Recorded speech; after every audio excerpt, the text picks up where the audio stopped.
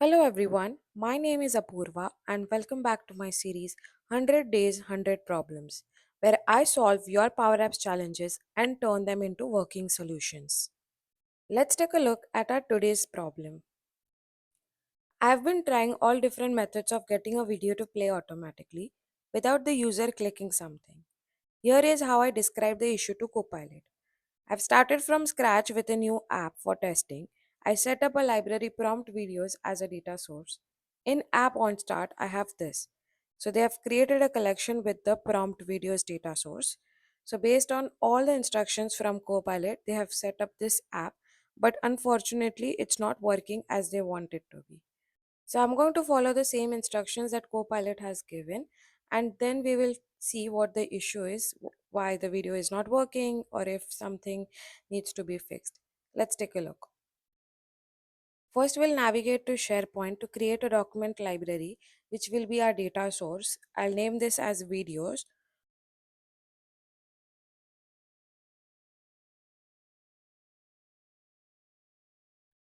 Then we are going to go back to our Power Apps and we'll connect this data source that we just added from SharePoint. Then if we go back to our instructions, they have created a collection to store these videos. So I'm going to do the same thing on start. We'll create this collection with the same name.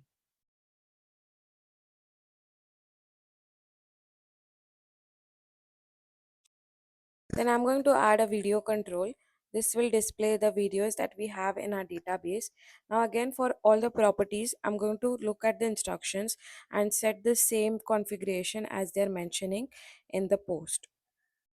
Default, the video control has auto start property as set as true.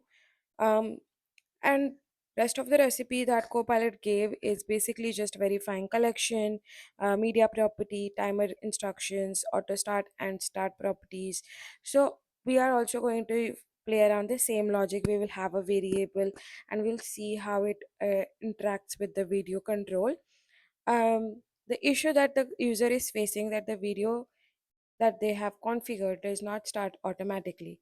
So they need to know what they're doing wrong. So let's start setting the variable and see if we are also facing the same issue.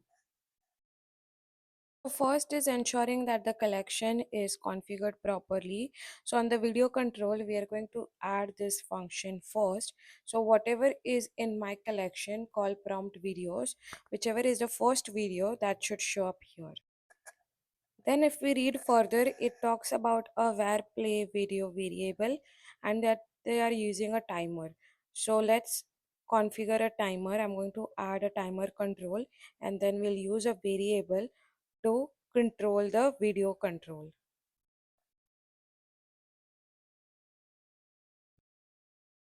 Also at the bottom, they have mentioned what they have configured for the timer, like the auto start property, what is the duration and so on. So let's try to modify it accordingly.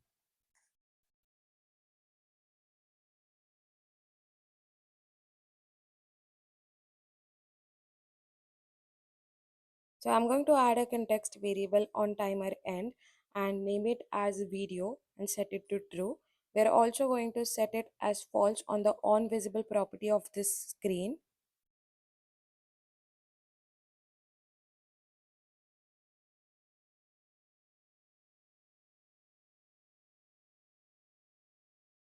Then we'll set this video variable on the onStart property of the video control.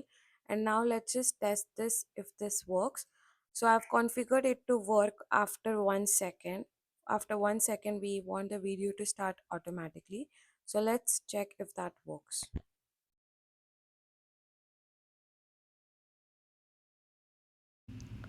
So this was not successful because we are initializing the variable on the on visible property and we never came on this page. So we need a second screen so that we can come to this screen from some other screen, and only then our variable will be initialized and our test would be successful. Now since first test has passed, let's try another test. I'm going to add a button on this screen. So we have two screens now, screen 1 and screen 2.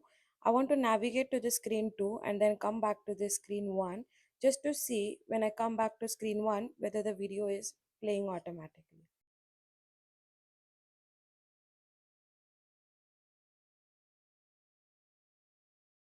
Also, I've changed the timer control to start the video automatically after 4 seconds because why not? Let's just try. Also, I'm adding a label here just so we can see what is the variable value.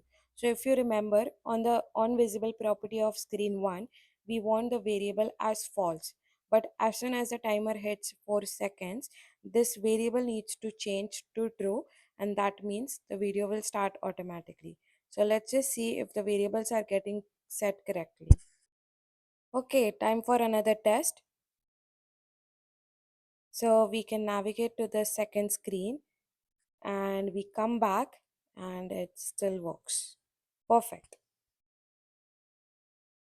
Now there was another issue that the user was facing is that whenever they are trying to play it in edit mode, it is working, but when they play the app, it's not working. So I'm going to publish this app and then we'll run another test. But before that, let me clean this app a bit and I'll see you once it's ready.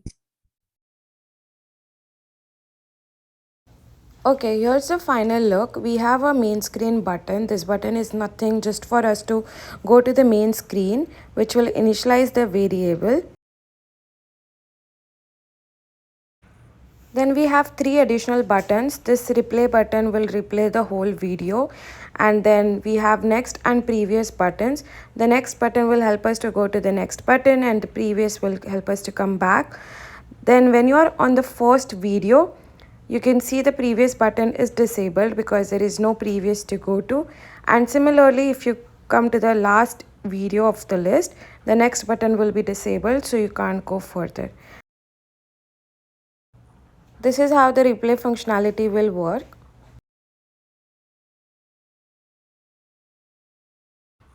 I've also pushed the code to my GitHub repository. You can download it from there and you can find the link in the description. And that's it. If you like this video, please like, share and subscribe.